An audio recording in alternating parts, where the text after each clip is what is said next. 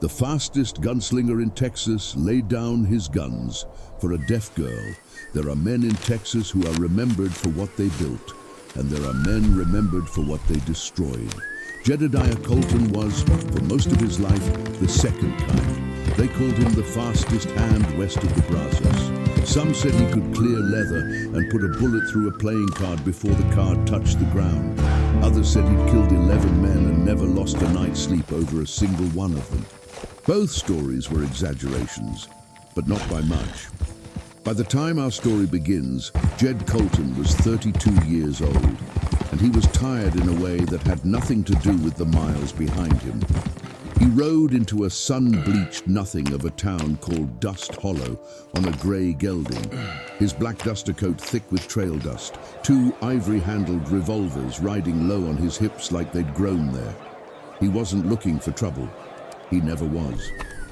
Trouble simply had a way of finding men like him, the way vultures find a wound before it starts to smell. Dust Hollow was the kind of town that existed because a stagecoach line needed somewhere to stop between two places that mattered more. A saloon, a livery, a dry goods store, a church with a bell nobody rang anymore, and, at the edge of town where the grass still remembered how to grow, the Hale family horse ranch. Jed hadn't meant to stay. He'd meant to water his horse, buy supplies, and keep riding toward Mexico, where a man with his kind of history could disappear if he tried hard enough. But then he saw her. She was standing in the shade outside the dry goods store, and she was talking with her hands. Fast, fluid, graceful movements like she was conducting an orchestra only she could hear. An older man, her father, though Jed didn't know that yet, was signing back to her. And the two of them were laughing, really laughing, the kind of laughter that comes easy in families that love each other. Jed had forgotten what that looked like. Her name was Rosalind Hale, Rosie, to the handful of people in Dust Hollow who loved her, which was nearly everyone. She'd lost her hearing to a fever when she was 6 years old, and in the 19 years since, she'd built a whole world out of sign and expression and the sharp, careful attention of someone who has learned to read a room with her eyes instead of her ears. She could tell you a storm was coming before the clouds arrived just by watching how the birds moved. She could tell a liar by the set of his shoulders before he opened his mouth. And on that particular afternoon, she could tell that the stranger standing across the street, watching her with his hat pulled low, was carrying something heavy that had nothing to do with saddlebags. Jed didn't approach her that day. She's Men asking like if him you're had alone learned out here, the hard way or to if the stay others are separate from nearby. anything soft enough to be used against them. He bought his supplies, avoided the saloon, and made camp a mile outside of town, telling himself he'd be gone by sunup. He was not gone by sunup. There's a particular kind of trouble that finds a fast gun in a small town, and it found Jed before his coffee had gone cold.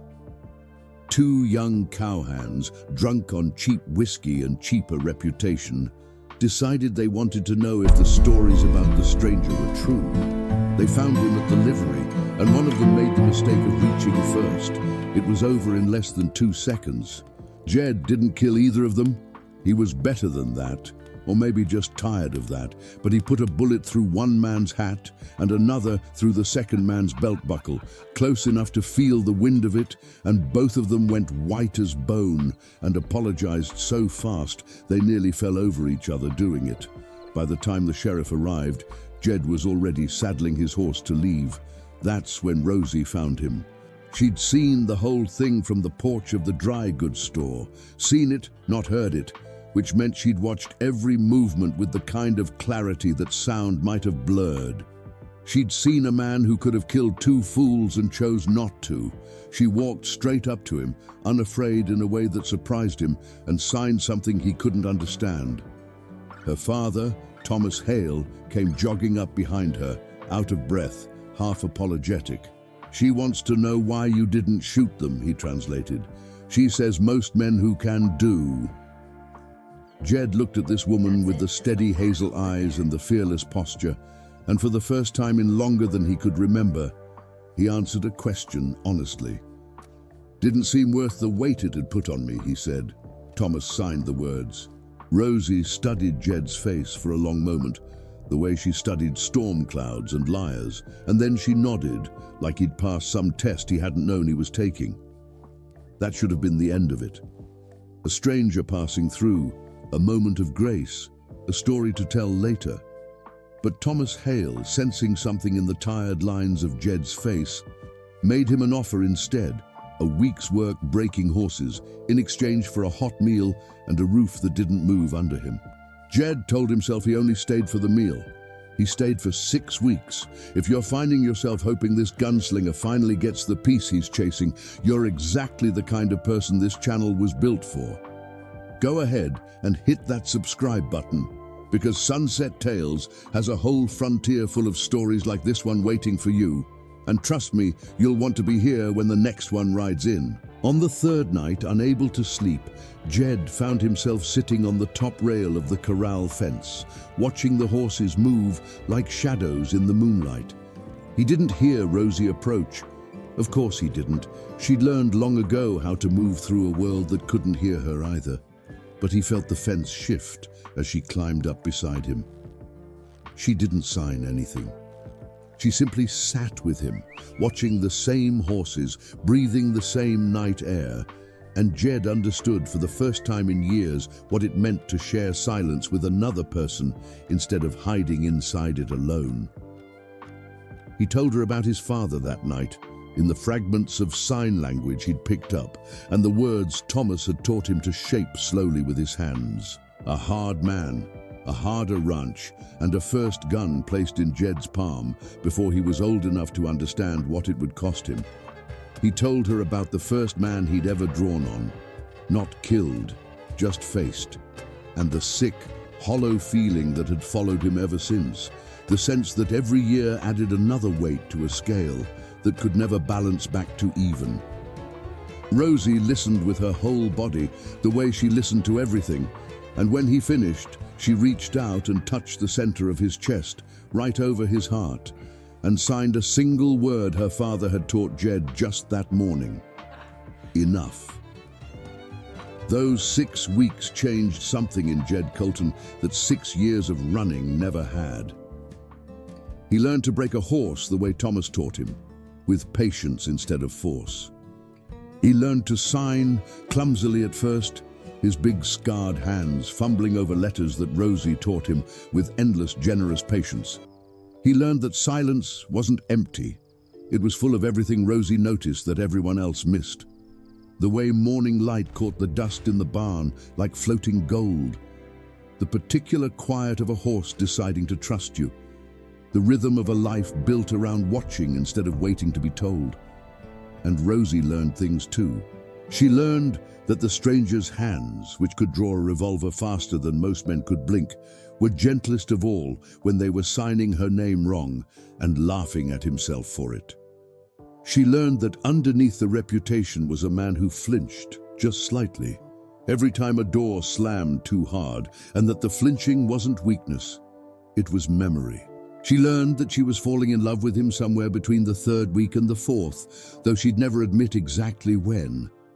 Evenings, they'd sit on the porch while the sky burned orange and violet over the plains, and Jed would tell her in halting sign and simple words her father helped translate about the life he was trying to leave behind, the men he'd faced, the reputation that followed him like a shadow with its own agenda, the particular loneliness of being feared instead of known. "I don't want that life anymore," he told her one evening, the sunset painting both their faces gold.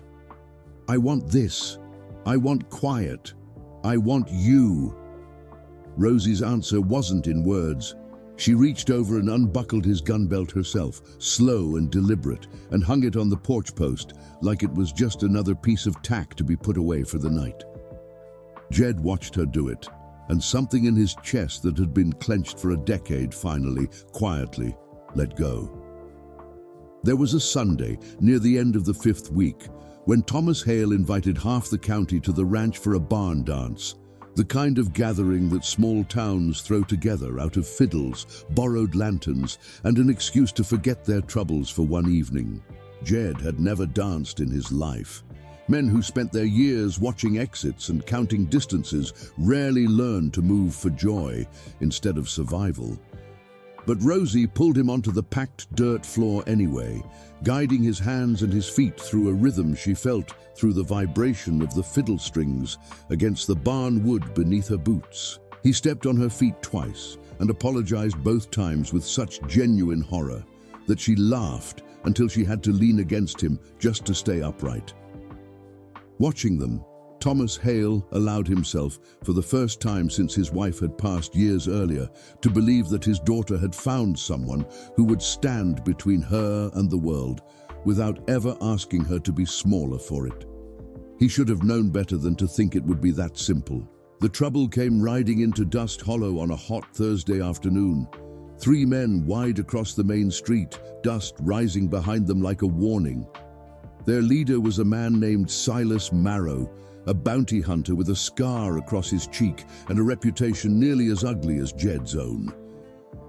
Silas had been chasing Jed's trail for the better part of a year, not for the law, but for a bounty placed by the family of a man Jed had killed years earlier in a fight that hadn't been his choosing. Silas didn't care about justice. He cared about the money on Jed Colton's head, and he'd found it finally in a town too small to hide a man like that. Word reached the ranch by sundown, carried by a frightened stable boy who'd overheard Silas asking questions in the saloon. Thomas wanted to send Rosie away to a cousin's place 2 counties over, safe and far from whatever was coming. Rosie refused. She signed her answer so fast and so fierce that her father didn't need to translate it for Jed to understand. "I am not leaving. Not you. Not this." Jed stood on the porch that night, looking at the gun belt still hanging on the post where Rosie had left it weeks ago, dust settling into the leather. He'd promised himself and her that he was done. But Silas Marrow wasn't the kind of man who respected promises, and he wasn't coming for a conversation. "If I put these back on," Jed told her, his hands slow and careful with the signs she'd taught him, "I don't know if I can ever take them off again." Rosie stepped close, took his rough hands in her smaller ones and pressed them flat against her heart so he could feel it beating, steady and unafraid. Then she signed something simple, something he understood without needing translation at all. "Come back to me, whatever it takes." Silas Marrow and his 2 men rode onto Hale land at first light, positioning themselves at the edge of the corral like they owned the ground beneath them. Jed walked out to meet them alone, his duster coat open, his hands empty at his sides. No belt, no holster, nothing but a man standing in the open, asking for a different ending than the one that had always found him before. "Come to collect," Silas called out, his voice carrying flat across the yard. "Dead or walking, don't much matter to me which." "I'm not that man anymore," Jed said. Silas laughed, short and ugly. "Man like you doesn't get to retire. Somebody's always going to come collecting on what you owe." It was Thomas who broke first, rushing out with an old shotgun he barely knew how to aim. And it was that moment of chaos, a father's fear outrunning his sense, that gave Silas the excuse he'd been looking for. His hand moved toward his own weapon, and Jed, who had spent 6 weeks learning to live without the guns, discovered in that half-second that some instincts don't disappear, they just wait. He crossed the yard faster than thought, closing the distance before Silas could clear his holster, and put him on the ground with nothing but his hands and the hard-won discipline of a man who'd once been the fastest gun in Texas and had simply chosen, finally, a different kind of fast. The 2 remaining men, watching their leader disarmed and pinned in the dirt without a single shot fired, lost whatever appetite they'd had for the fight. They rode off before the dust had even settled, leaving Silas Marrow face down in the yard, his bounty uncollected, his reputation smaller than the story he'd ridden in on. Jed Colton had won the fight of his life without ever touching a gun. That evening, as the sun dropped low and gold over the Hale ranch, Jed walked to the porch, unhooked the gun belt from where it had hung untouched, and carried it out past the corral, past the tree line, to the slow-moving creek that marked the edge of Thomas Hale's land. Rosie walked beside him, her hand in his, saying nothing because nothing needed to be said. He knelt at the water's edge and buried the revolvers there, beneath the roots of an old cottonwood tree, not because he was ashamed of who he'd been, but because he'd finally found something worth becoming instead. When he stood, Rosie was watching him with those steady hazel eyes, and for the first time since he'd ridden into Dust Hollow, Jed Colton let himself believe that a man could outrun his own reputation if he just found the right reason to stop running. Years later, the story of the fastest gun in Texas would take on a different ending than the one people expected. Travelers passing through Dust Hollow would hear it told at the saloon, not as a tale of gunfights and bounties, but as a love story. They'd hear about the gunslinger who laid down his weapons at the edge of a creek, and the deaf rancher's daughter who taught him that the loudest thing in the world isn't a gunshot, it's a heart, finally allowed to be still. Jed and Rosie were married that autumn, in a small ceremony on the porch where he'd once hung his guns and where she'd once unbuckled them. He never wore a gun belt again. He learned to speak with his hands as fluently as he'd once drawn a revolver, and their ranch became known in time not for danger, but for the sight of a tall man in a black duster teaching children, his own eventually and half the town's besides, how to sign their names in the dust with a stick, laughing at every mistake the way Rosie had once laughed at his. Some men are remembered for what they destroyed.